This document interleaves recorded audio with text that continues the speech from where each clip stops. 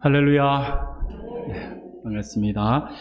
오늘 우리 하나님이 기뻐하시는 예배의 자리에 또 나오신 우리 사랑하는 성도님들 주님의 이름으로 환영하고 축복합니다. 오늘 이 시간에도 하나님께서 베풀으신 큰 은혜가 우리 사랑하는 성도님들 모두에게 크게 차고 넘쳐나기를 소원합니다. 네, 오늘 우리가 베드로전서의 말씀을 우리가 함께 봅니다. 베드로전서 4장 1절부터 6절까지의 말씀을 보는데 말씀을 가지고 우리가 값진 인생이라고 하는 제목으로 같이 말씀을 잠시 살펴보면서 하나님의 은혜를 나누고자 합니다. 옛말에 여러분들 한번 다 들어보셨을 겁니다. 옛말에 호랑이는 죽어서 가죽을 남기고 사람은 죽어서 이름을 남긴다라고 하는 말이 있죠.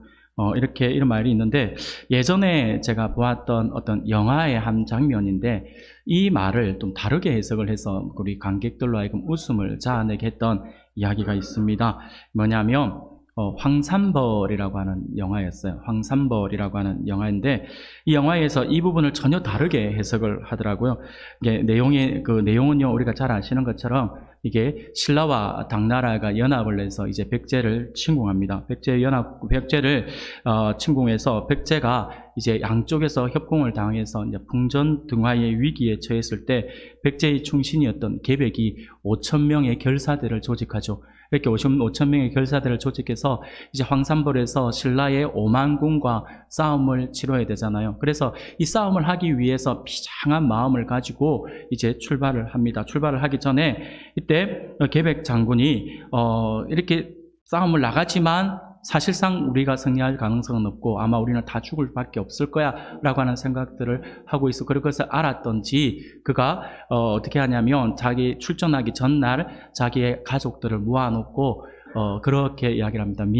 전쟁에서 패하면 계백의 가족들이다라고 하며 죽임을 당하든지 아니면 노예로 끌려갈 것은 뻔하기 때문에 이들을 살려두고 나가면 나중에 내가 가족들 보고 싶다든지 가족들을 다시 함께하고 싶다는 마음이 들어서 전쟁에 올인하지 못한다라고 하는 생각에 가족들을 다 죽이고 이제 출전을 하게 되죠. 근데 이 영화에서 이 장면에 대해서 이렇게 이야기합니다.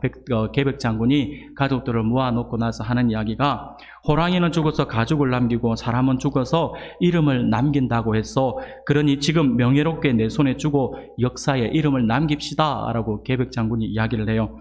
그러자 계백 장군의 아내가, 이 영화가 좀 코믹 영화거든요. 이 아내가 뭐라고 이야기하냐면 눈을 크게 뜨고, 아니 나는 상관없지만 어떻게 자기 자녀를 죽이는 아빠가 있느냐, 이런 비장한 아빠가 있느냐, 입은 삐뚤어져도 말은 똑바로 하라 라고 하면서 이런 이야기를 합니다. 호랑이는 가죽 때문에 죽고 사람은 이름 때문에 죽는다, 이렇게 오히려 반대로 해석을 해서 사람들의 웃음을 자아냈던 그러한 이야기입니다. 문득 생각이 나서 잠깐 소개해드립니다. 가죽과 죽음, 그리고 이름과 죽음의 순서를 바꾸니 그 의미가 현저히 달라지는 그런 모습들을 보게 됩니다. 그러면서 아니 어떻게 이렇게 해석을 할 수 있을까 하면서 크게 한번 웃었던 기억이 납니다. 여하튼 호랑이는 죽어 가죽을 남기고 사람은 죽어 이름을 남긴다라고 하는 이 말은요, 우리가 잘 알고 있는 것처럼 우리 사람들이 인생을 살아갈 때 얼마나 오래 살았느냐가 중요한 것이 아니라 그 인생을 어떻게 살았느냐가 중요하다라고 하는 것을 우리에게 말해주고 있는 그러한 이야기죠. 사람이 인생을 살면서 세상에서 오래 살고 싶지 않은 사람이 어디 있겠습니까? 다들 오래 살고 싶어 하죠. 특히나 옛날과 다르게 오늘날과 다르게 또 미래 계속해서 너무나도 많이 바뀌고 있잖아요. 그래서 우리가 늘 하는 이야기가 지금 세대들을 보고 참 좋은 시대에 태어나서 참 좋게 살고 있다라고 이야기하잖아요. 그 이야기는요, 청소년들에도 적용이 돼요. 청소년들도요, 밑에 우리 초등학생 아이들 보면 참 좋은 세상에 태어났네, 우리 때는 안 그랬는데 막 이런 이야기를 해요. 그게 시대마다 너무 많은 변화들이 일어나니까 자기 눈에 볼 때도, 어린 청소년들이 볼 때도 다 이 시대의 아이들은 더 많은 것들을 경험하면서 잘할 수 있겠구나라고 하는 생각들을 하죠. 그러다 보니까 사람들은요, 누구나 다 그렇게 오래 살고 싶어 하는 것이 모든 사람들이 가지고 있었는 그런 마음이라고 할 수 있습니다. 그러다 보니 가끔 연세 드신 분들이 그런 이야기 하잖아요. 나이 들어 아무짝에도 쓸모없고 그러니 빨리 죽어야지, 이런 이야기들을 하시잖아요. 이 말은요, 장사하는 사람이 어떤 물건을 팔면서 오늘 순전히 미치고 장사합니다 라고 말하는 것처럼 모두가 다 새빨간 거짓말이다 라고 그렇게 이야기를 하죠. 아마 그것도 우리가 그 부분들에 대해서 그렇게 인정을 할 겁니다. 그러므로 이 자리에 계신 우리 사랑하는 성도님 모든 여러분들이나 저나 모두 오래 살고 싶은 마음은 다들 있을 것입니다. 하지만 우리가 오래 살고 싶다고 해서 우리 마음대로 그것을 조절할 수 있는 것은 아니잖아요. 내가 오래 살고 싶다 해서 오래 살고 있고, 내가 앞으로 10년 더 살아야지 해서 10년 더 살고, 내가 앞으로 50년 더 살아야지 해서 50년 더 살 수 있는 것이 우리 인생은 아니다라고 하는 것을 잘 알고 있죠. 잘 아시는 것처럼 영원한 삶을 살고 싶어서 불로초를 찾기 위해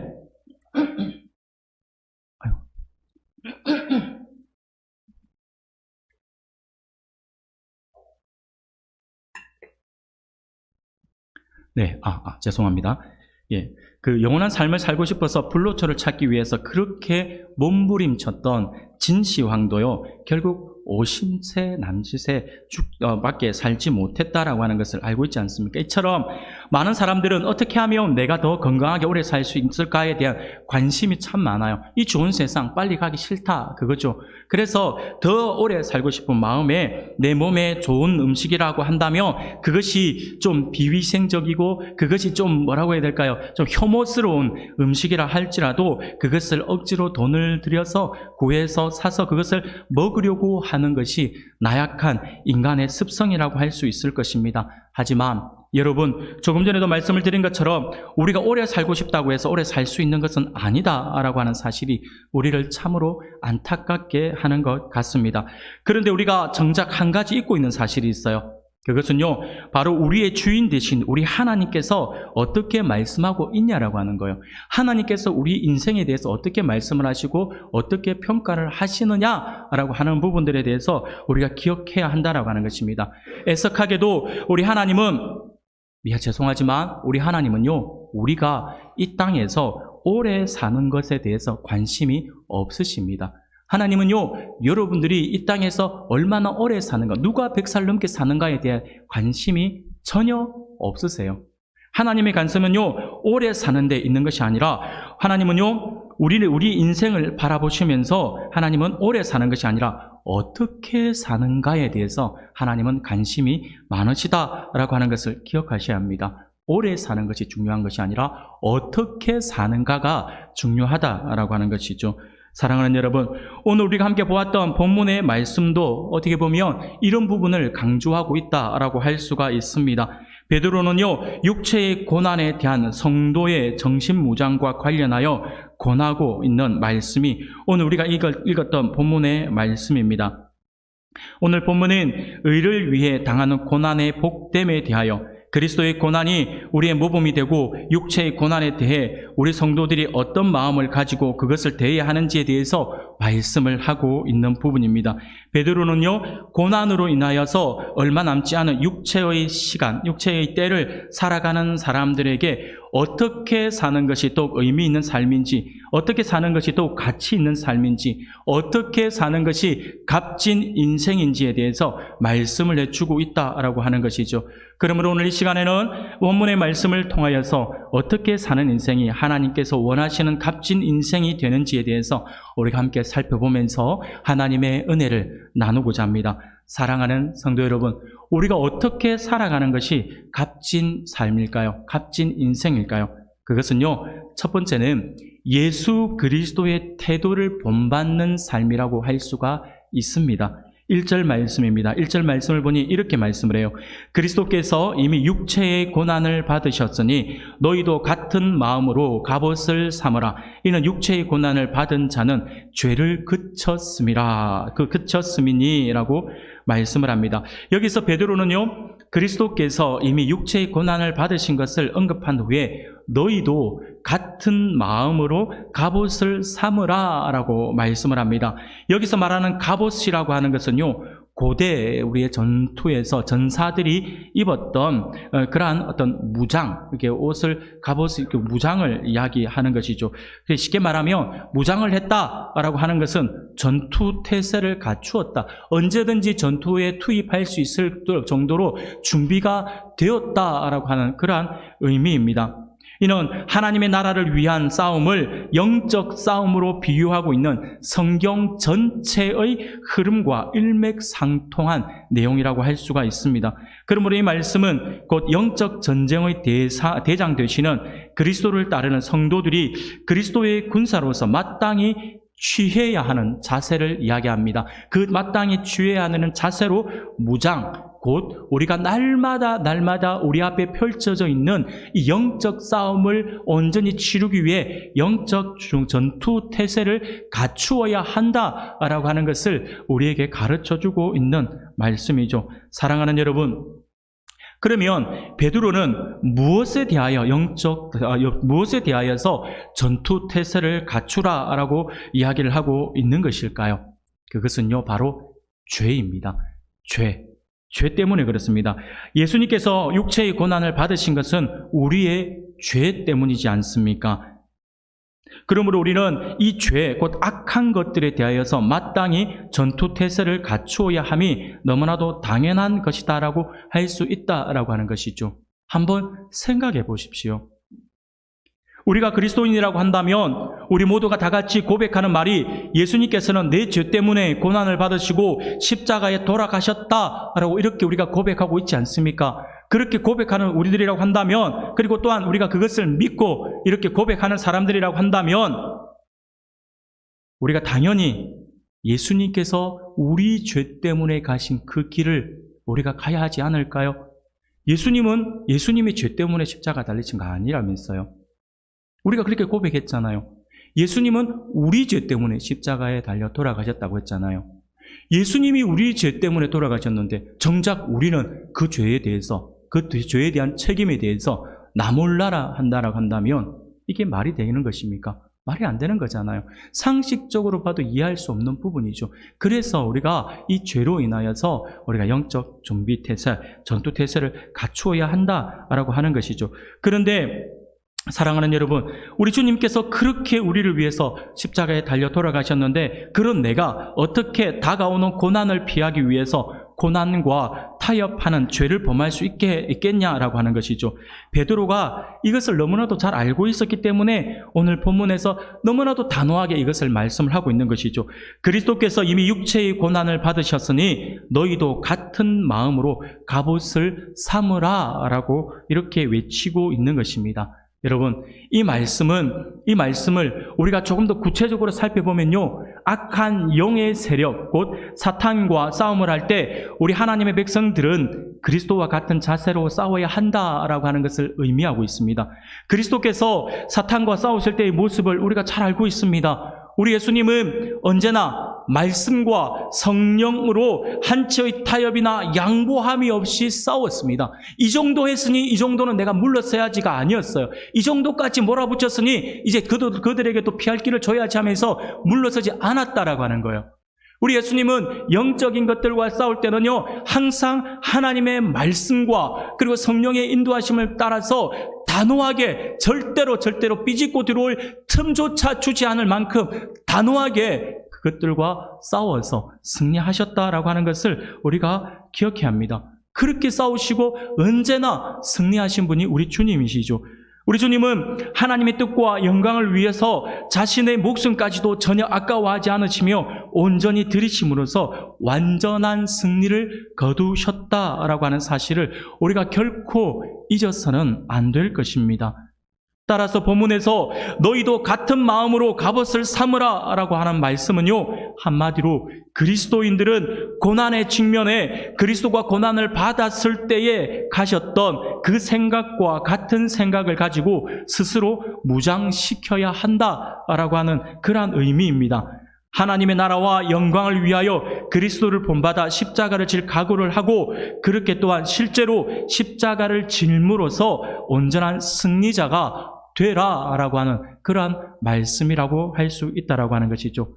사랑하는 여러분, 베드로가 당시 성도들에게 이렇게 강조를 한 것은요, 당시 그리스도인들은 황제 숭배를 강요당했어요. 로마의 공권력과 각 지역의 뿌리 깊은 토착 신앙과 과거 전통에 매여서 그리스도인들을 집요하게 박해하는 유대인들로부터 온갖 힘든 고난과 고초를 당하고 있었어요. 그러한 고난의 직면에 있었다라고 하는 것이죠. 그러한 고난 가운데 처한 성도들에게는 육체적 고난을 당하신 예수 그리스도와 같은 마음으로 정신무장하는 것이 반드시 필요했다라고 하는 것입니다. 우리가 무장하지 않으면, 우리가 준비하지 않으면 그러한 고난에 여지없이 무너질 수밖에 없다라고 하는 것을 베드로 사도가 너무나도 잘 알고 있었기에 우리 주님의 그 마음을 본받아서 우리 또한 영적으로 무장을 해야 한다, 갑옷을 입어야 한다라고 이야기를 하고 있다라고 하는 것이죠. 사랑하는 우리 성도 여러분, 만일 우리가 진정으로 그리스도를 섬기고 따르기를 원하신다면 우리는 편한 옷을 입는 대신 우리 주님을 본받아서 주님과 같은 모습으로 빈틈없는 준비태세를 취하여 단단히 무장을 해야 할 것입니다.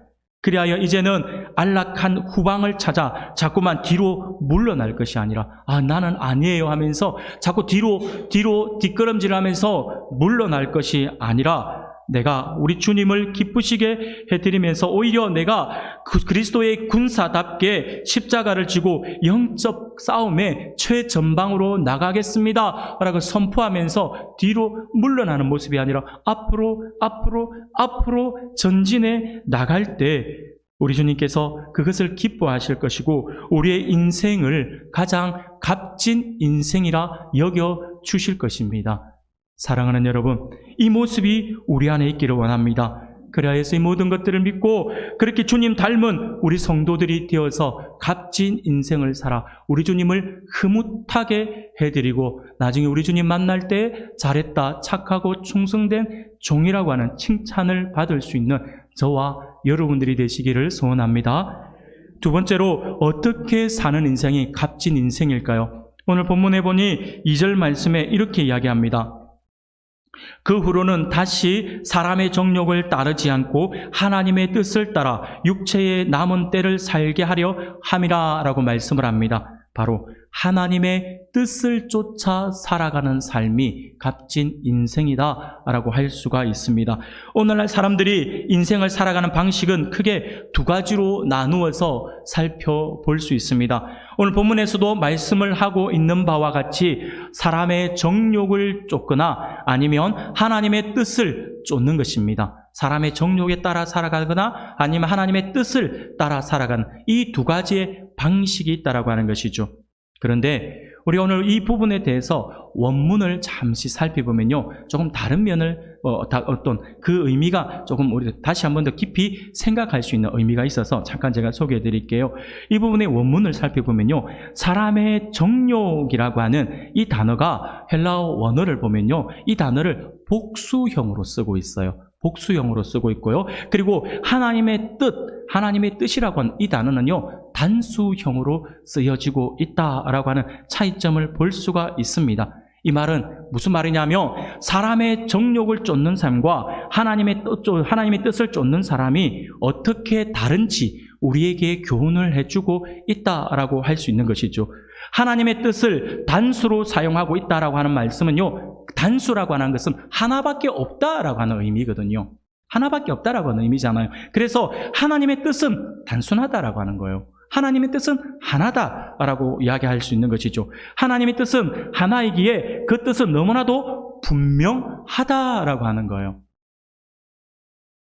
그러므로 하나님의 뜻을 따라 살 때는 좌로나 우로나 치우침 없이 그냥 일관되고 안정적이게 그냥 한 길로 우리가 그렇게 쫓아 살아가면 되는 거예요. 저 천국에 우리의 표대를 두고 그것을 향하여 다른 박질하며 살아가면 되는 거예요. 달려가면 되는 거예요. 좌로나 우로나 치우침 없이 오직 우리의 표대를 향하여 달려나가면 된다라고 하는 것이죠. 그런데 여기에 비해서 사람의 정욕을 복수로 사용하고 있다라고 하는 것은요, 사람의 정욕은 한 개의 뜻이 아니다라고 하는 것이죠. 사람마다 달라요. 사람에 따라서, 나이에 따라서, 그리고 직위에 따라서, 문화에 따라서, 환경에 따라서 여러 상황들이 달라질 수 있다라고 하는 것이죠. 똑같은 사건을 보더라도요, 연세가 드신 분이 볼 때의 사건과 젊은 세대가 볼 때의 사건과 어린 세대가 볼 때의 사건의 개념이 달라요. 똑같은 것을 경험하는데 다 다르다니까요. 똑같은 말을 해도 다르게 표현을 한다니까요. 그러니 어떤 죄다라고 할 때 그 죄가 사람마다 느끼는 그 정도의 차이가 또 다르다라고 하는 거예요. 어떤 사람에게는 이 거짓말하는 것이 아주 가볍게 여겨질 수도 있지만 어떤 사람에게는 거짓말하는 것이 하늘이 무너지는 것과 같은 그런 죄로 다가오는 사람들이 있다라고 하는 것이죠. 그래서 이 사람의 정욕이라고 하는 것은요, 따지고 보면 알 수가 없어요. 수천 개, 수만 개, 수십만 개에 이를 정도로 너무나도 많이 있습니다.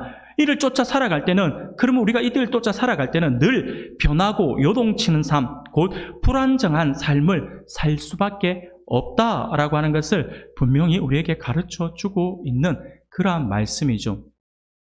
그래서 이렇게 수없이 많은 정욕에 대해서 이 베드로 사도도 3절에서 아주 간단하게 몇 가지만 언급하고 있지 않습니까? 너희가 음란과 정욕과 술 취함과 방탕과 향락과 무법한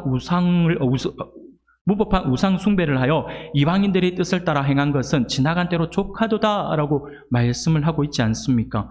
이런 여러 가지 이야기들이 많다라고 하는 거예요. 사람의 정욕에 따라 살아가며 결국은 사람은요, 중심이 없이 이리 흔들리고 저리 흔들리고 하는 삶을 살아갈 수밖에 없다라고 하는 것을 이야기하고 있는 것이죠. 사랑하는 우리 성도 여러분, 우리들의 정욕에 따라 투자하는 것은 모두가 일시적인 것입니다. 잠시 잠깐 동안의 기쁨이 있을지는 몰라도 그 기쁨은 영원하지 않다라고 하는 것을 우리가 기억해야 합니다. 그러므로 우리의 인생이 정말 의미 있는 삶, 곧 가치 있는 값진 인생을 살아가기 위해서는 육체의 욕망을 쫓아 이 땅의 것을 추구하기보다는 영원하신 하나님의 뜻을 쫓는 거룩한 삶을 살아야 할 것입니다. 그리하여서 사도 바울과 같이 날마다 천국의 표대를 향하여 자로나 우로나 치우침 없이 전심전력으로 달려갈 때 그 인생을 하나님께서 귀하게 여겨주신다라고 하는 사실을 반드시 기억할 수 있기를 바랍니다.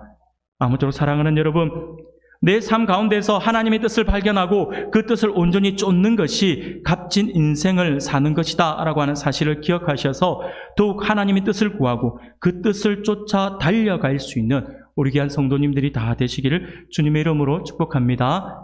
아멘. 한 가지만 더 말씀을 드릴까요? 우리가 어떻게 사는 것이 값진 인생일까요?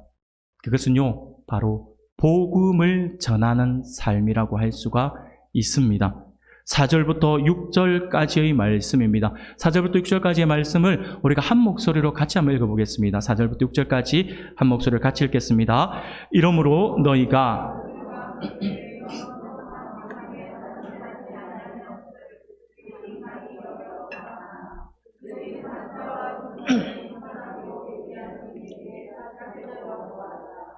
이를 위하여 죽은 자들에게도 복음이 전파되었으니 이는 육체로는 사람으로 심판을 받으나 영으로는 하나님을 따라 살게 하려 함이라. 아멘.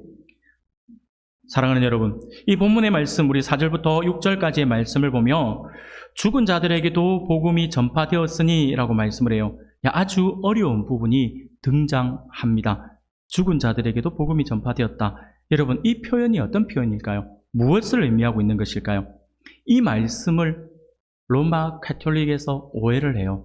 오해를 해서 로마 가톨릭에서 사람이 복음을 받아들이지 않고 죽어서 예수 그리스도를 믿지 않고 죽은 사람들에게도 복음이 들어갈 기회가 있다라고 하는 것들을 가르쳐요. 그래서 그들이 만들어낸 것이 연옥교리고 교리입니다. 죽은 후에도 연옥이라고 하는 천국과 지옥 사이에 한 공간에 사람들이 모여 있다라고 하는 것이죠. 그래서 예수 안 믿었고 간 사람들, 아니면 신앙생활을 하는데도 불구하고 예수 믿는다고 하는데도 제대로 믿지 않고 어설프게 믿다가 천국 갔는지 지옥 갔는지 의심이 될 정도의 사람들이 이 연옥에 있다라고 이렇게 가르치죠. 그래서 이 연옥에서 복음을 듣고 구원을 받을 수 있다라고 하는 엉터리 같은 교리를 주장하기도 했습니다. 그러다 보니 이들이 이 연옥 교리만 만들어낸 것이 아니라 이 연옥 교리에서 조금 더 늘어나서 사람들이 죽은 영혼이 연옥에서 복음을 받아들일 수 있는, 복음을 들을 수 있는 마지막 기회가 주어진다라고 하는 것만 가르친 것이 아니라 여기에서 또 하나 만들어냈어요. 더 나간 거죠. 바로 면죄부라고 하는 것을 만들어냅니다. 이 면죄부는 자녀들에게 해당이 되는 거예요. 자녀들이 면죄부라고 하는 것을 사요. 샀을 때 죽기 전에 면죄부를 사는 사람들도 있고요. 그래서 내가 죽으면 면죄부를 가졌으니 내 죄를 면할 수 있다라고 해서 나는 천국 티켓을 가졌다라고 생각을 하고요. 자녀들은 부모님들이 먼저 가진 부모님들이 면죄부를 받지 못했을 때 자녀들이 헌금을 얼마나 하느냐에 따라서, 그리고 헌금의 액수에 따라서 부모님이 천국으로 조금씩 더 올라간다라고 생각을 하게 만드는 거죠. 그렇게 가르치는 거예요. 여러분들 이게 얼마나 우스워요. 생각을 해보세요. 만약에 여러분들에게 이걸 가르친다면 여러분들이 이걸 믿겠습니까?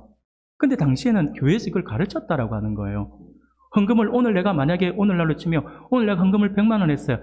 그래, 오늘 당신의 어머니가 100만 원치 천국으로 좀 더 갔네요. 1000만 원 했어요. 1000만 원이니까 어제보다 한 10걸음 더 가신 것 같아요. 한 1억 정도 했다면 더 많이 하셨네요. 그래도 좀 모자라게 게이지가 조금씩 차고 있습니다. 이제 얼마 안 남았습니다. 여러분들이 헌금에 달려 있습니다 라고 강조를 한다면 여러분들이 앉아서 아멘 하면 집 팔고 땅 팔고 하시겠습니까? 그 시대는 그랬다는 거예요. 이 말도 안 되는 이런 교리를 만들어 내었다라고 하는 것이죠. 이 면죄부를 만들어서 팔아서 죽은 조상들의 영혼이 지옥에서 천국으로 옮겨진다라고 하는 엉터리 같은 이야기들로 발전시켰다라고 하는 것이죠. 죽은 자들에게도 복음이 전파되었다라고 하는 이 말 때문에 너무나도 비성경적인 이야기입니다. 엉터리 같은 이야기죠. 사랑하는 여러분, 그러면 죽은 자들에게 복음이 전파되었다라고 하는 말씀의 의미가 뭘까요? 이것을 우리가 있잖아요. 에베소서 2장 1절을 보면 여기서 말하는 죽은 자들이 누구를 의미하는지를 알 수가 있어요. 에베소서 2장 1절에 보면 이렇게 말씀을 해요. 그는 허물과 죄로 죽었던 너희를 살리셨도다 라고 말씀을 해요. 사랑하는 여러분, 죽은 자가 누구라고 이야기하고 있어요? 허물과 죄로 죽었던 누구요? 너희라고 했죠. 너희가 누굴까요? 제가 지금 일하고 있으니까 한 목사 그러지 마시고요. 우리가 허물과 죄로 죽었던 존재예요. 허물과 죄로 죽었던 그 존재에게 복음이 전해진다라고 하는 것이죠. 지금은 우리가 오늘날로 볼 때는 지금은 우리의 육체의 눈으로 볼 때 살아있는 것처럼 보이지만 실제 죽은 영혼들, 그래서 자신이 죽었다라고 하는 것조차도 알지 못하는 영혼들, 우리의 육체의 눈에도 죽음으로 보여지게 될 그 영혼들 가리키는 말씀이죠. 쉽게 말씀을 드리면 우리는 강단에 우리가 생화가 꽂혀 있지 않습니까? 나무가 꽂혀 있어요. 우리 교회들마다 이 광단을 꽃꽂이 장식들을 많이 하는 교회들이 있잖아요. 여러분, 꽃꽂이 되어 있는 꽃들을 보면서 한 가지 의문을 가져보게 되죠. 이 꽃은 살아있는 꽃일까요? 죽은 꽃일까요? 어려운 질문인가요? 죽었을까요? 살았을까요? 죽었어요. 살아있는 것처럼 보이지만 죽었습니다. 이유가 뭘까요? 그렇죠. 뿌리. 쉽게 말씀을 드리면 생명의 근원인 뿌리와 단절된 상태예요. 그렇기 때문에 죽었다라고 하는 거예요. 자, 이것을 가지고 다시 한 번 더 이야기를 해볼게요. 우리의 영혼이 예수를 믿지 않는 영혼들이 살아있는 영혼일까요? 죽은 영혼일까요? 죽은 영혼. 죽을 뻔한 영혼이 아니에요. 죽을 것이다가 아니라 죽은 영혼이에요. 이유가 뭘까요? 생명의 근원이신 우리 주님, 생명의 근원이신 하나님과 단절되어 있기 때문에 죽은 영혼인 것이죠. 그런데 그들은 죽은 것을 알까요? 모를까요? 몰라요. 꽃꽂이 되어 있는 꽃이 살아있는 것처럼 보이잖아요. 그런데 며칠 안 있어서 그는 죽어요. 마치 하나님을 믿지 않는 사람들은요, 꽃꽂이 되어 있는 꽃과 같아요. 살아있는 것처럼 보이지만 죽은 영혼들이다라고 하는 것이죠. 그 영혼들, 하나님을 알지 못하는 그 세상 영혼들을 향하여서 죽은 자들이다라고 이야기를 하고 있는 것이죠. 그들에게 복음이 전파되었다라고 하는 것입니다. 사랑하는 여러분, 그러면 여기서 또 하나 의문을 가질 수 있어요. 어떤 의문이냐면 우리가 생각할 때 복음은 당연히 죽은 사람들에게 전하는 거잖아요. 그렇지 않나요? 하나님을 믿지 않는 사람들에게 복음을 전하는 거잖아요. 그러면 당연히 우리가 생각할 때 하나님을 믿지 않는 사람들에게 복음을 전하는 것이 너무나도 당연한 것인데 왜 베드로는 죽은 자들에게도 복음이 전파되었다라고 이야기하는 걸까요? 그러면 이 복음이 죽은 자들 외에 누군가에게 더 전해졌다라고 하는 말이잖아요. 이게 무엇을 의미하는 것일까요? 사랑하는 여러분, 이것은요, 우리가 당연히 복음이라고 하는 것은 죽은 자들, 하나님을 믿지 못한 않는 사람들에게 전해지는 하나님의 은혜의 소식임에도 불구하고 바울이 이렇게 베드로가 이야기를 하고 있는 것은요, 초대교회 당시의 모습을 우리가 한번 살펴볼 필요가 있어요. 초대교회 당시의 모습을 보면요, 우리가 쉽게 알 수가 있어요. 왜 이런 이야기를 했는지. 현재는 우리는 교회에 출석을 하는가 아니하는가를 보고 예수를 믿느냐 안 믿느냐라고 우리는 평가를 하지 않습니까? 하지만 초대교회 때는요, 다르죠. 유대인들은요, 하나님을 알고 있는 사람들이었어요. 하나님을 믿고 있는 사람들이었고요. 하지만 그들은 메시아를 몰랐습니다. 아니, 정확하게 이야기를 하면 메시아가 이 땅에 오실 것이다, 그래서 우리를 구원해 주실 것이다 라고 하는 사실은 알고 있지만 이미 오신 메시아를 그들은 몰랐다라고 하는 것이죠. 그 오신 메시아를 모르니 그들이 그 메시아를 십자가에 달아 죽여버리는 엄청난 죄를 저지르고 말았다라고 하는 것이죠. 예수님이 만들어주신 이 너무나도 은혜로운 길, 하나님께 완전히 단절되어서 죄로 인하여서 단절되어서 하나님께로 갈 수 없는, 그래 어떻게 해서든 우리가 노력을 해도 갈 수 없는 그 길을 예수님이 십자가의 그 죽음으로 말미암아서 유일한 길의 통로가 되어서 그 길을 만들어주시고 이제 누구든지 그 길을 통하여 가는 자들만 하나님께로 나갈 수 있는 유일한 길로서 만들어주시고 세워주신 그 길을 유대인들이 그것을 거부했다라고 하는 것이죠. 그것을 거부하고 죽음을 향하여 살아가고 있는 것이죠. 사랑하는 여러분, 과거에는요, 과거 율법 시대에는요, 율법을 지켜야지만 구원을 받을 수 있다고 믿었기 때문에 그들은 너무나도 고된 삶을 살았어요. 하지만 예수님은 너무 편한 길을 만들어 주셨잖아요. 율법을 강조한 것이 아니라 예수님께서 뭐라고 하셨습니까? 예수님께서는 그냥 사랑 하나로 정리해 주셨잖아요. 율법을 다 지키기 얼마나 힘들어요. 율법의 아주 핵심적인 내용이 십계명이잖아요. 십계명의 내용을 여러분들 지키기가 쉬울까요? 어려울까요? 어렵죠. 근데 많은 분들이 생각할 때 이게 어려운 게 아니라 쉬운 거다라고 이야기를 하시거든요. 그분들은 이제 생각하기에 따라서 달라요. 왜냐하면 이 율법의 십계명을 보면 대부분이 부정적인 개념이 있고요. 긍정적인 개념은 딱 하나밖에 없어요. 그 긍정적인 개념은 내 부모를 공경하라라고, 나머지는 전부 다 하지 말라, 하지 말라, 하지 말라거든요. 여러분, 하지 말라가 어려울까요? 하라가 어려울까요? 하지 말라가 훨씬 어려워요. 왜 그러냐면요, 부모에게 효도하라 했을 때 여러분, 어디까지가 하나님을 만족시킬 수 있는 효도일까요? 몰라요, 사람들마다. 어떤 사람은 요만큼일 수 있고, 어떤 사람은 이만큼일 수 있고, 어떤 사람은 막 그냥 평생 죽어도 못할 수도 있고요. 몰라요. 그렇기 때문에 지키는 것은 어렵죠. 하지 말라는 어때요? 안 하면 되는 거예요. 살인하지 말라, 안 하면 되는 거죠. 도둑질하지 말라, 안 하면 되잖아요. 그렇죠? 그래서 목사님들이 이 부분을 보면 지키기 쉬운 겁니다 라고 이야기를 하잖아요. 그러나 여하튼 우리들에게는 그것이 어렵게 다가와요. 그래서 우리 예수님께서 그래, 이렇게 어려운 거 내가 간단하게 정리해 줄게, 두 가지로 딱 정리해 줄게 라고 정리를 해 주시는 거예요. 첫 번째가 뭐냐니까 바로 네 하나님을 사랑하라. 1계명부터 4계명까지를 정리해서 네 하나님을 사랑해. 그리고 5계명부터 10번째까지 계명에 대해서 네 이웃을 사랑해. 이걸로 정리되는 거예요. 그러면서 네 하나님을 사랑하라. 어떻게 사랑해? 네 몸과 마음과 힘과 뜻을 다하여 네 목숨을 다하여 사랑해. 이거요고요. 그리고 네 이웃을 사랑하라. 어떻게 하라고요? 네 몸과 같이 사랑하라. 여러분, 첫 번째 계명도 사랑하라. 두 번째 계명도 사랑하라. 그러면 결국 10계명은 뭐예요? 사랑하라로 정리가 되겠죠. 그래서 10계명은 사랑의 계명이 되는 것이죠. 사랑하는 여러분, 이것이 얼마나 쉬워요. 우리 주님께서 만들어 놓은 길이에요. 사랑하면 되는 거예요.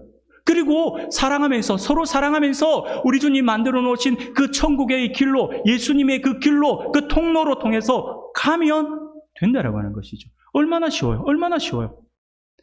그러나 유대인들은요, 하나님을 믿는 백성이면서도 그렇게 살지 않았어요. 예수님을 거부했어요. 메시아를 거부했으니까 얼마나 힘들고 어려웠겠어요. 얼마나 그들의 삶이 고단했겠어요. 그래서 사도들이 처음에 복음을 전할 때 복음은 누구에게 전해졌냐면 바로 하나님을 알고 있으면서도 불구하고 예수님의 그 엄청난 사랑과 엄청난 은혜의 길을 모르고 있는 사람들에게 다가가서 복음을 전했다라고 하는 거예요. 예수님을 믿는 사람. 여러분들, 복음이라고 하는 것은요, 안 믿는 사람들에게만 전해지는 것이 아니라, 전해져야 되는 것이 아니라 예수 믿는 우리들에게도 반드시 전해져야 되는 것이 복음입니다. 왜냐하면요, 예수님을 믿는다라고 하면서, 예수님을 믿는다라고 말하면서 제대로 안 믿잖아요. 예수님을 제대로 안 믿잖아요. 그래서 저는 우리 청년들을 교육을 할 때 항상 강조했던 이야기가 있어요. 사도행전 16장 31절에 주 예수를 믿으라 그리하면 너와 내 집이 구원을 얻으리라 라고 말씀을 하잖아요. 그런데 여기에 제가 하나를 더 강조를 해요. 어떤 걸 강조하냐면 주 예수를 제발 제대로 믿으라. 제대로 믿으라. 사랑하는 여러분, 왜 복음이 안 들어가는 줄 아세요? 왜 복음 전하는 게 어려운 줄 아세요? 예수 믿으라 말하는 것이 어렵잖아요. 그걸로만 우리가 복음을 전한다라고 생각하기 때문에 그래요. 근데 복음을 전하는 건요, 우리가 예수 믿으라고 하는 것으로만 되는 것이 아니에요. 진짜 복음은요, 삶을 통해 나타나는 거예요. 그래서 여러분, 진짜 왜 복음이 안 들어가냐면 그거예요.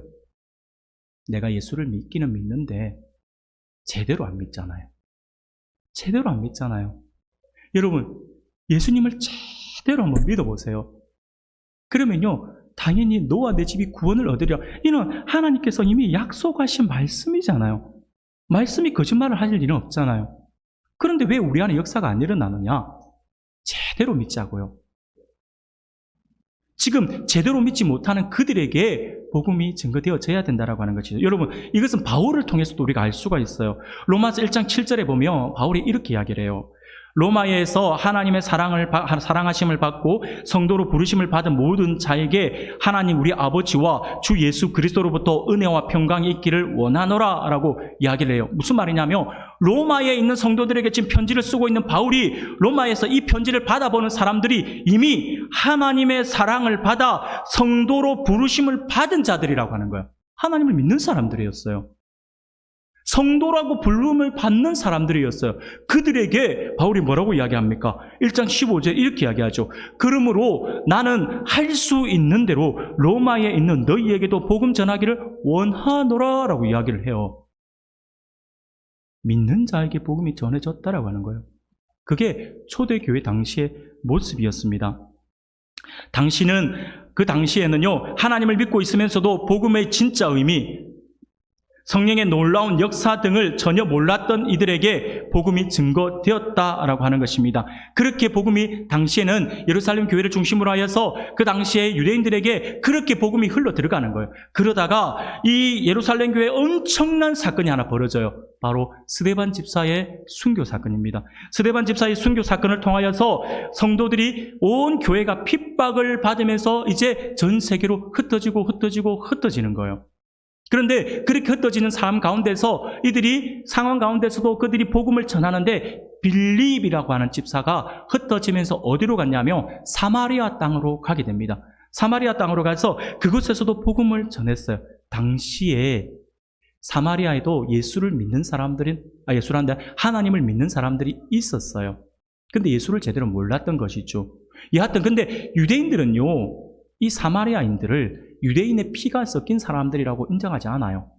그들은 이 사마리아인들을 그냥 이방인들이다, 그냥 죄송합니다 이런 표현에서 잡종들이다, 그 이방인들과 똑같다, 짐승 같은 것들이다, 그래서 구원받지 못할 존재들이다, 천국에 가면 이들은 지옥에 가서 지옥불을 태울 땔감으로 사용될 존재들이다, 이렇게 여겼던 것이 바로 사마리아 사람들이었어요. 그런데 그 사마리아 지역에 빌립이 들어가서 복음을 전하기 시작해요.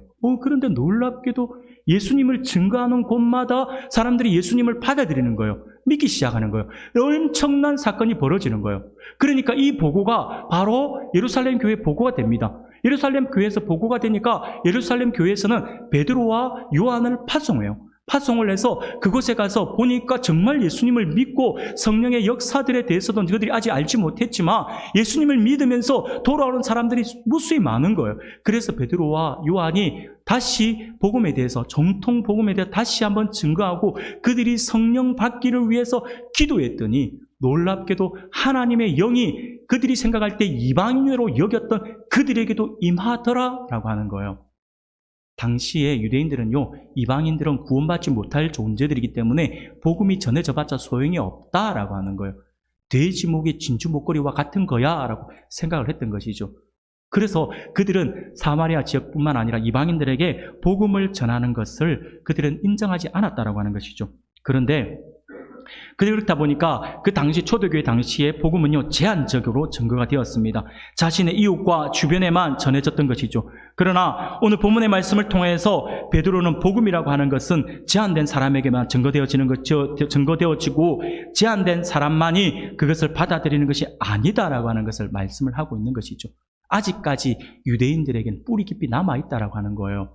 나가서 복음을 전해보니까 이방인들이 돌아오는 역사들이 많이 일어나고 있지만 그럼에도 불구하고 유대 땅에는 여전히 그러한 생각들이 짙었다라고 하는 것이죠. 그래서 복음이 우리에게만 전해진 것이 아니라 믿지 않는 자, 죽은 자들에게도 전해져야 된다라고 하는 것을 지금 베드로가 강조를 하고 있는 것이죠. 사랑하는 여러분, 우리가 생각할 때 오늘날 우리에게도 적용해 볼 수 있는데 우리가 생각할 때 복음을 전할 때 있잖아요. 가장 큰 장애물은 무엇이냐면 저는 그것을 선입견이라고 말씀을 드리고 싶어요. 선입견이에요. 그들은 복음을 받지 않을 거야. 쉽게 생각을 하면 어떤 극악무도한 사람이 있다 생각해 봅시다. 그들이 복음을 전하지 않아요. 왜냐하면 복음을 전해도 안 믿을 것 같거든요. 복음을 전해봤자 안 받을 것 같으면 왜 내가 고생해? 괜히 말 한마디 잘못해 예수 믿으라 했다고 이 사람한테 멱살이라도 잡히면 어떡하지? 라고 하는 두려움 때문에 안 전하잖아요. 내가 전하고 싶은 사람들에게만 가잖아요. 전하고 싶지 않은 사람들에게는 안 전하잖아요. 우리 주님께서 그렇게 사랑하라고 말씀을 하시는데 내가 사랑하고 싶은 사람만 사랑하잖아요. 내가 사랑하고 싶지 않은 사람은 사랑하지 않잖아요. 그러니 얼마나 답답하겠어요. 이래서 베드로가 지금 그것을 이야기하고 있다라고 하는 것이죠. 모든 사람에게 동등하게 복음이 주어져야 한다라고 하는 것입니다. 그래야만 우리 주님이 모든 사람 곧 신자와 죽은 자들의 심판주로 다시 오실 때 불평이 없을 것이다라고 하는 것을 강조합니다. 여러분 한번 생각해 볼까요? 우리가 복음을 전하지 않았어요. 우리가 복음을 증거하지 않았어요. 그래서 우리 주변에 있는 험상궂은 사람 아니면 범죄자가 옆에 있는데 그들에게 내가 복음을 전하지 않았어요. 그래서 그들이 복음을 알지 못하고 주님을 알지 못하고 이제 죽었어요. 심판대 앞에 다 갔어요. 갔더니 심판주가 되시는 우리 주님께서 야, 세상에 지금 복음이 얼마나 널려 있고 얼마나 많은 사람들이 복음을 전하는데 왜 너는 복음을 받아들이지 않고 예수를 믿지 않아서 너는 믿지 않았으니 지옥 가라고 딱 심판을 딱 때린다고 할 때 갑자기 그분이 억울합니다 라고 이야기를 하면서 저는 한 번도 복음을 들어본 적이 없는데요. 무슨 소리 하는 거야? 네 옆집에 네 친척 중에 네 이웃 중에 장로도 있고 권사도 있고 집사도 있는데 그 사람들이 복음을 전했을 거 아니야? 왜 안 전했어? 그랬더니 이 사람이 한 번도 못 들었는데요. 교회자 가자 소리 한 번도 못 들었는데요. 아니 저희 주변에 교회 다니고 예수 믿는 사람들이 그리 많았습니까? 그런데 왜 나한테 한 번도 안 전해주셨죠? 이건 제가 만들어낸 이야기니까 여러분 너무 심각하게 듣지 마세요. 그렇게 말을 한다면 그러면서 억울합니다 라고 이야기를 했을 때 하필이면 그 사람을 심판하는 그 옆에 하필이면 제가 딱 있는 거예요. 그러면 우리 주님이 나를 딱 쳐다보면서 아니 뭐 했냐? 라고 하시면 뭐라고 하실래요? 주님 제가 돈 번다고 너무 바빠가지고요. 주님 제가 자식 키운다고 너무 바빠가지고요. 제가 돈 벌고 자식 키우고 이제 조금 복음 전하면서 살려고 하는데 아이고 우리 자식이 애를 낳아가지고 그 애를 나한테 맡기는 바람에 내가 손주 본다고 내가 못했어요. 시간이 없어서 못했어요. 그럼 예수님께서 네가 참 많이 바빴구나 이해한다 그렇게 하실까요? 사랑하는 여러분 어디까지나 만들어낸 이야기니까 심각하게 생각을 하지 마시지만 그래도 한번 생각해 볼 수 있는 부분이 아닐까요? 우리가 복음을 전하지 않았을 때 나타날 수 있는 현상이지 않을까요? 사랑하는 여러분, 죄송하지만 우리가 복음을 전하지 않아서 우리 주변에 있는 많은 사람들이 천국의 복음을 듣지 못한다면 죄송하지만 우리가 천국 가서 하나님 앞에 책임을 하나님께서 물으실 것 같아요. 왜 그랬니? 라고 하면서 물론 호통치면서 야 임마! 하고 하지 않으시겠죠. 인자하신 우리 주님께서 왜 그랬니? 이 말 한마디가 막 가슴을 꼭 찌를 것 같아요. 그러면서 그 말 한마디에 막 눈물이 나면서 죄송합니다 라고 이야기를 할 것 같아서 제가 문득 여러분들 생각이 들어서 말씀을 드립니다. 사랑하는 여러분, 그런데 오늘 여하튼 우리 복음은요 제한되어서는 안 된다라고 하는 것을 기억하시고요. 6절 말씀 하반절을 보면 이렇게 말씀을 해요. 이는 육체로는 사람으로 심판을 받으나 영으로는 하나님을 따라 살게 하려 함이다 라고 말씀을 해요. 죽은 영혼들에게 복음이 전파되어야 될 구체적인 이유에 대해서 설명을 하고 있는 것이죠. 육체로는 사람으로 심판을 받으나 영으로는 하나님을 따라 살게 하라. 이 말은 무슨 말이냐면요, 육체는 죽을 수밖에 없지만, 지금 죽는 것이지만 당연히 죽겠지만 영이라도 살려야 되지 않을까라고 하는 것이죠. 물론 영이 살아난다라고 하는 것은요, 나중에 우리 주님 부활 때 육체가 다시 영화로운 옷을 입고 다시 육체가 다시 만나게 된다라고 하는 것을 포함하고 있는 것입니다. 사랑하는 여러분, 죽음은 피할 수 없는 죄의 대가입니다. 그래서 로마서 6장 23절에도 보면 죄의 삭은 사망이요 하나님의 은사는 그리스도 예수 우리 주 안에 있는 영생이다 라고 말씀을 하시고요. 로마서 3장 23절에도 보면 모든 사람이 죄를 범하였음에 하나님의 영광에 이르지 못한다 라고 말씀을 하고 있습니다. 뿐만 아니라 히브리서 9장 27절에도 보면 한 번 죽는 것은 사람에게 정해진 것이다 라고 우리에게 분명히 말씀을 해주고 있다라고 하는 것이죠. 죽음을 피할 육체는 없다라고 하는 것입니다. 그러므로 이 말씀은 곧 우리 인간들은 죄로 인하여서 육체의 죽음을 면할 수는 없지만 그 영은 하나님을 따라 영원한 생명을 살게 하려 함이다 라고 하는 것을 우리에게 가르쳐주고 있습니다. 하나의 예화만 말씀을 드리고 말씀을 정리하고자 합니다. 사랑하는 여러분, 혹시 과거에 있었던 실제 사건인데 이름을 한번 들어보셨는지 모르겠네요. 고재봉이라고 하는 사람이 있습니다. 혹시 들어보셨는지 모르겠어요. 아주 오래전 사건입니다. 고재봉이라고 하는 사형수가 있었습니다. 이 사람이 왜 사형수가 되었냐면요, 이 사람은 그 당시 군복무를 할 때 그냥 일반 사병이었는데 대대장의 어떤 당번병이라고 이야기를 하는데, 당번병 비서라고 하는 개념을 가지고 있거든요. 그래서 그 대대장을 쫄쫄 따라다니는 거예요. 따라다니는 그 비서의 역할을 감당하는데, 어느 날 대대장 집에서 이제 정리를 하면서 그렇게 하고 있는데, 대대장 집에 있는데 이병소에서 전화가 온 거예요. 연락이 온 거예요. 지금 고재봉 당신을 면회하기 위해서 애인이 찾아왔습니다 라고 하니까 얼마나 반가웠겠어요. 근데 가만 보니까 자기 몸이 몰골이 너무 말이 아닌 거예요. 전투복도 새 것을 입고 좀 깨끗하게 보이고 싶은데, 신발도 깨끗한 걸 신고 싶은데 신발도 다 낡고 흙이 묻어서 너무나도 지저분한 모습으로 가면 애인이 너무나도 마음이 좀 상할 것 같아서 어떻게 할까 고민하다가 하지는 말았어야 될 행동을 하게 됩니다. 그게 뭐냐면 대대장의 신발 깨끗한 걸 하나를 자기가 갖고 나와요. 그것을 신고 나가려고 이제 나가는 거예요. 나가지도 않았어요. 그거 신고 나가려고 딱 하는데 가사 도우미였던 아주머니에게 발견이 됩니다. 그래서 아주머니가 지금 뭐 하는 짓이냐? 너 도둑질 하는 거냐? 라고 하면서 쏘아붙이기 시작합니다. 아니, 그게 아니라 사실은 여차했어요. 여차 한대 이래 됐다니까. 무슨 말 하고 있느냐? 말도 안 소리 아니지만 대대장 그 물건이 자주 없어지고 하더니 다 니 때문이네? 라고 하면서 고재봉을 막 쏘아붙이기 시작하는 거예요. 그러면서 대대장에게 이 말을 고해버리는 거예요. 그렇게 하니까 이 당시에 이 대대장이 이 박중령이라고 하는 중령이었는데, 이 사람이 이 말을 듣고 고재봉의 말을 좀 들어주고 좀 이해를 해주면 좋았을 건데, 화가 나서 지금까지 자기 집에서 없어졌던 모든 물건에 대해서 그때 절도죄까지, 그리고 이 아주머니가 계속 쏘아붙이니까 옥시랑가시를 하니까 이 고재봉이가 너무 놀라서 이 칼을 들고 아마 아주머니를 위협했던 것 같아요. 좀 제발 좀 조용히 하라고 했던 것 같아요. 살인미수까지 적용을 시켜서 군법에 넘겨서 7개월간의 영창을 하게 만들었던 것 같아요. 그러니까 7개월 동안 너무 억울하잖아요. 그러면서 7개월 동안 일을 가는 거예요.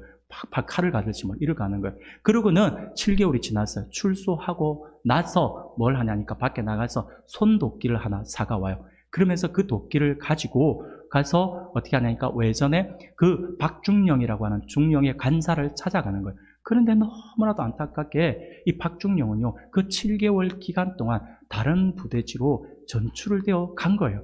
이곳에는 이중령이라고 하는 새로운 중령이 좀 온 거예요. 새로운 대대장이 온 거예요. 이것을 몰랐던 고재봉이는 밤에 이 집을 넘어 들어가서 이 손도끼로 일가족 모두를 찍어서 살해해버리는 거예요.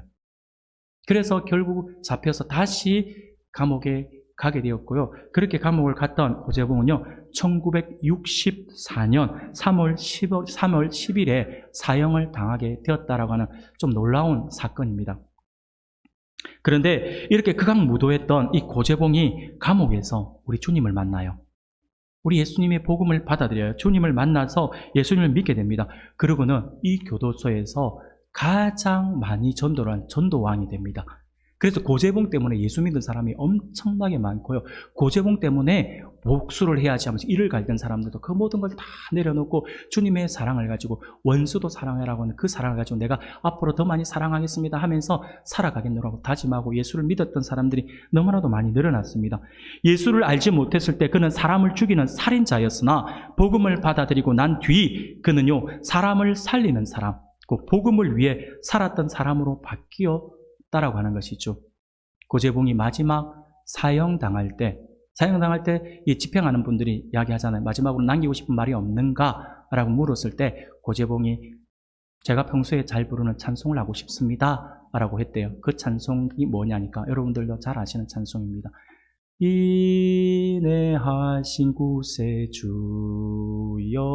이 찬송을 하면서 고재봉은 사형을 당했다라고 그렇게 이야기를 들었습니다. 사랑하는 우리 성도 여러분, 이 이야기를 보면 죽은 자들에게도 복음이 전파되어야 될 이유 너무나도 명확하지 않습니까?